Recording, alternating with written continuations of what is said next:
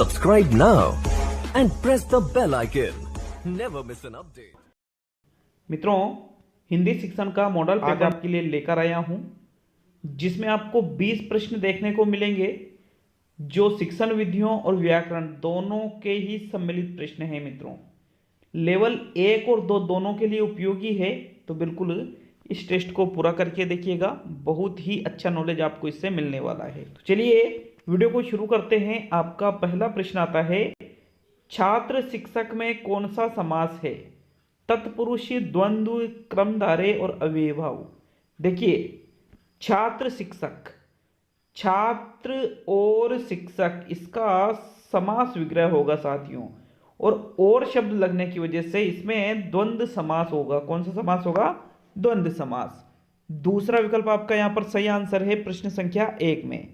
दूसरा प्रश्न है, निम्न में से कौन सा अरबी भाषा का शब्द है? सरकार, गरीब, कालीन और तंबाकू।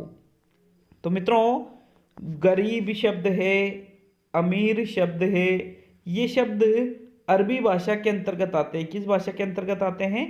अरबी भाषा के अंतर्गत। मतलब यहां पर भी आपका दूसरा ही विकल्प सही रहेगा प्रश्न संख्या 2 में। निम्न में से संबंधवाचक सर्वनाम है? जो, सो, यह, वह, कोई, कुछ और कौन और क्या। तो मित्रों, संबंधवाचक, जिसमें संबंध बताया जाए, तो संबंधवाचक सर्वनाम की अगर हम बात करें तो यह है जो, सो, जिसे जो करेगा सो भरेगा। इस प्रकार के जो सर्वनाम है वो संबंधवाचक के अंतर्गत आ जाते हैं। तो प्रथम विकल्प आपका यहां पर सही है साथियों प्रश्न संख्या 3 में। नारी का बहुवचन होगा नारियां, नारियां, नारियों और नारियों। तो अच्छी तरह से इस शब्द का आंसर आपको आंसर देना है कि ये जो नारी शब्द है इसका बहुवचन रूप क्या होगा। तो मित्रों, नारी शब्द का बहुवचन नारियों नहीं होता है, नारियां होता है। लेकिन अब आप लिखोगे ऐसे नारी शब्द, इसका जब बहुवचन बनाओगे तो इसमें इया प्रत्यय जुड़ने से इस प्रकार से ये शब्द बनेगा और यही नारी शब्द का बहुवचन होता है। मतलब प्रथम विकल्प सही है, न कि दूसरा। बड़ी ई की मात्रा इसमें नहीं आएगी साथियों। प्रश्न 4 में आपका प्रथम विकल्प सही है। निम्न में से तत्सम शब्द कौन सा है? सूरज, स्वर्ण, कुआं और कपूत। तो मित्रों देखिए, तत्सम शब्द देखना है तो सूरज है, ये एक तद्भव शब्द है जिसका तत्सम रूप क्या होता है साथियों? सूर्य होता है। फिर यहाँ पे है कुआं, कुआं का कूप होता है साथियों तत्सम रूप। और एक होता है कपूत, कपूत का यहाँ पर जो तत्सम शब्द है वो रहेगा कुपुत्र। क्या रहेगा? कुपुत्र तत्सम है और कपूत तद्भव है। लेकिन जो स्वर्ण शब्द है ये अपने आप में एक तत्सम शब्द है, इसलिए दूसरा विकल्प सही है। और यही आपसे पूछा था कि कौन सा ऐसा शब्द है जो तत्सम है, तो स्वर्ण शब्द यहां पर तत्सम है साथियों। प्रश्न 6 पे चलते हैं। गीता ने आम खाया है, वाक्य में कौन सा काल है? आसन्न भूतकाल, सामान्य भूतकाल, संदिग्ध भूतकाल और अपूर्ण भूतकाल। तो आम खाया है मतलब खा तो लिया है तो भूतकाल में, लेकिन खाया है, गीता ने आम खाया, ये तो सामान्य भूतकाल हो जाता। लेकिन खाया है तो यहां पर सामान्य भूतकाल के साथ में अगर है जुड़ रहा है तो फिर वो आसन्न भूतकाल में चला जाता है। किस में चला जाता है? आसन्न भूतकाल में। मित्रों, प्रथम विकल्प आपका सही है प्रश्न संख्या 6 में। यथासंभव में कौन सा अव्यय है? रीतिवाचक क्रिया विशेषण, परिमाणवाचक क्रिया विशेषण, यौगिक क्रिया विशेषण और मूल क्रिया विशेषण। तो मित्रों, यथासंभव में आपको अव्यय बताना है। राइट आंसर बताइए प्रश्न संख्या 7 का। देखिए, यथासंभव जो शब्द है इसमें रीतिवाचक क्रिया विशेषण का प्रयोग हुआ है। रीतिवाचक, रीति का मतलब यहां पर कैसे से लिया जाता है। कैसे से किसे लिया जाता है? इसमें कैसे से प्रश्न करेंगे मित्रों। आपका यहां प्रथम विकल्प सही है प्रश्न संख्या 7 में। होटल शब्द है स्त्रीलिंग, पुल्लिंग, नपुंसकलिंग और उभयलिंग। तो मित्रों, राइट आंसर बताइए होटल शब्द इनमें से क्या है? मित्रों, हो सकता है इस क्वेश्चन में आपने स्त्रीलिंग लगाया होगा जो कि गलत है। होटल एक पुल्लिंग शब्द है। कौन सा शब्द है? Hotel pulling. अब आप कहोगे कि सर होटल तो स्त्रीलिंग, हम तो स्त्रीलिंग याद था हमें तो, लेकिन नहीं, आपको गलत याद था अगर आपको स्त्रीलिंग याद था तो। मित्रों यहाँ पर पुल्लिंग ही है होटल शब्द। दूसरा विकल्प आपका सही रहेगा। 100%, नो कंफ्यूजन, कोई कंफ्यूजन होने की जरूरत नहीं है। संधि की दृष्टि से अशुद्ध शब्द है। वाक्य प्रश्न को समझिए और फिर आंसर दीजिए। सामाजिक, एक सेबो, नयन और सभी। तो मित्रों देखिए, जो सामाजिक शब्द है ये अशुद्ध तो है, लेकिन ये संधि की दृष्टि से नहीं है। इसका अगर इसका विग्रह करेंगे तो क्या होगा? समाज प्लस इक बराबर शब्द क्या बनेगा? सामाजिक। तो यहाँ सा आना चाहिए और आ क्या रहा है? स। मतलब ये प्रत्यय की दृष्टि से अशुद्ध है, न कि संधि की। एक से वो ये वचन की दृष्टि से अशुद्ध है, लेकिन नयन, नयन नहीं होता है साथियों, होता है नयन। न प्लस अन बराबर नयन। तो साथियों ये शब्द संधि की दृष्टि से अशुद्ध है। आपका तीसरा विकल्प यहाँ पर सही है प्रश्न संख्या 9 में। कविता शिक्षा की प्राथमिक स्तर पर सर्वश्रेष्ठ विधि है। गीत एवं अभिनय प्रणाली, उद्बोधन विधि, आगमन विधि और निर्देशन विधि। तो मित्रों प्राथमिक स्तर पर अगर बच्चों को कविता सिखा रहे हो तो आगमन से तो सिखाओगे नहीं, निर्देशन से भी नहीं सिखाओगे, बल्कि उनको गीत एवं अभिनय के माध्यम से आपको कविता सिखाने का प्रयास करना चाहिए। प्रथम विकल्प आपका सही है साथियों, प्रश्न संख्या 10।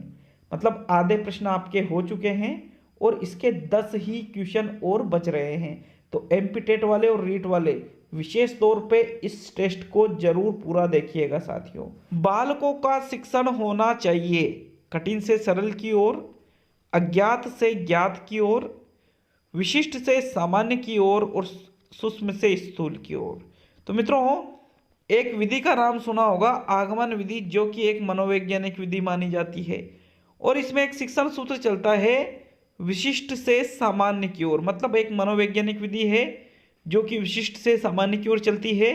तो इसी तरह से बालकों का शिक्षण होना चाहिए, कठिन से नहीं होना चाहिए, अज्ञात से नहीं होना चाहिए और सूक्ष्म से भी नहीं होना चाहिए। कैसे होना चाहिए? विशिष्ट से सामान्य की ओर। तीसरा विकल्प आपका सही है साथियों, प्रश्न 11 में। साचार्य विधि में भाषा की आरंभिक शिक्षा दी जाती है प्रश्नोत्तर प्रणाली द्वारा, खेल खेल में, नृत्य द्वारा और संगीत द्वारा। तो मित्रों जो साचार्य विधि है जिसके निर्माणकर्ता मैडम मारिया मोंटेसरी है, तो इस विधि में भाषा की आरंभिक शिक्षा खेल खेल में ही देते हैं। कैसे देते हैं? खेल खेल में साचार्य स्थापित कर दिया जाता है। आपका दूसरा विकल्प आपका सही है साथियों, 12वें प्रश्न में। वार्षिक योजना प्रमुख रूप से उपयोगी है छात्र के लिए, शिक्षक के लिए, अभिभावक के लिए और विद्यालय के लिए। तो अभिभावक के लिए तो होगी नहीं, छात्र के लिए भी नहीं होगी। दो चीजें हैं, शिक्षक के लिए और विद्यालय के लिए।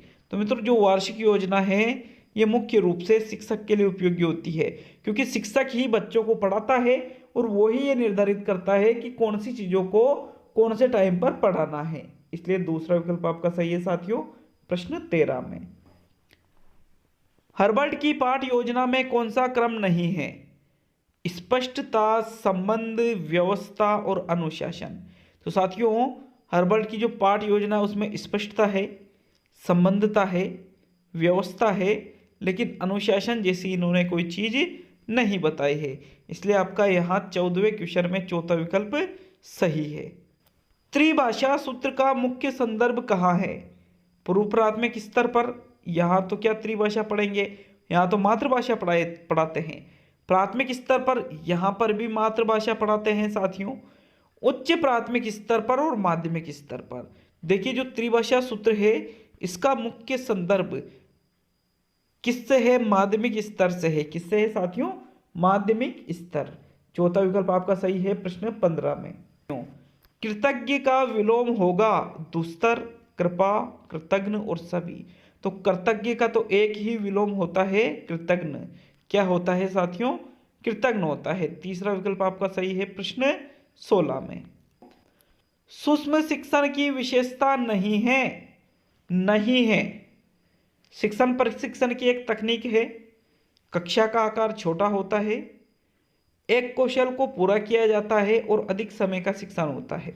तो साथियों, जो सूक्ष्म शिक्षण है, यहाँ पर जो शिक्षण प्रशिक्षण की एक तकनीक भी है, ये आकार भी छोटा होता है, एक कौशल को एक बार में पूरा करते हैं, लेकिन अधिक समय का शिक्षण होता है। ये सूक्ष्म शिक्षण की विशेषता नहीं है, क्योंकि यहाँ तो थोड़े ही समय का शिक्षण होता है साथियों। विकल्प नंबर 4 आपका सही है साथियों, प्रश्न संख्या 17 में। ऐसा परीक्षण जो बार बार प्रयास करने पर एक जैसा परीक्षण दे कहलाता है। विश्वसनीय, न्यायदर्श, वैधता और सभी। तो साथियों, वह जो परीक्षण है जो बार बार प्रयास करने के बाद भी चेंजेस नहीं होते हैं, तो मतलब वो एक विश्वसनीय परीक्षण है। कैसे है? विश्वसनीय। प्रथम विकल्प आपका सही है 18वें क्वेश्चन में। मित्रों, विसर्ग संधि का उदाहरण नहीं है। नमस्कार, तिरस्कार, भास्कर और परिष्कृत। देखिए, नमस्कार का तो होगा नमः प्लस कार, तिरस्कार का होगा तिरह प्लस कार, और जो भास्कर है इसका होगा भा प्लस कर। तो साथियों, यहाँ पर जो परिष्कृत शब्द है इसका विसर्ग संधि का उदाहरण नहीं है, बल्कि परिष्कृत, परिष्कार ऐसे शब्द व्यंजन संधियों के उदाहरण होते हैं साथियों। इसलिए आपका तो साथियों चौथा विकल्प आपका सही रहेगा, परिष्कृत, जो कि व्यंजन संधि का उदाहरण है, न कि विसर्ग संधि का। चौथा ही विकल्प सही रहेगा साथियों प्रश्न 19 में। और आज का अंतिम और 20वां क्वेश्चन देखेंगे, लेकिन वीडियो अच्छा लगता हो तो लाइक और शेयर करना नहीं भूले साथियों। 20वां क्वेश्चन है, मिश्र वाक्य का चयन कीजिए। गीता, सीता और महिमा बाजार जाकर सामान खरीदती है। आप कल से रोजाना समय पर विद्यालय आना। मैंने जिसे कल देखा था वो लड़का यही है, और उपरोक्त सभी। तो मित्रों, मिश्र वाक्य कौन सा है? राइट आंसर बताइए प्रश्न 20 में। 20वें क्वेश्चन का राइट आंसर है, मैंने जिसे कल देखा था वो लड़का यही है। मिश्र वाक्य है साथियों ये। तीसरा विकल्प आपका सही रहेगा प्रश्न 20 में। तो आज के 20 क्वेश्चन थे, कमेंट करके जरूर बताएं कैसे लगे आपको ये 20 प्रश्न। मिलते हैं साथियों बहुत ही जल्द अगले वीडियो में। बहुत बहुत धन्यवाद सभी लोगों का।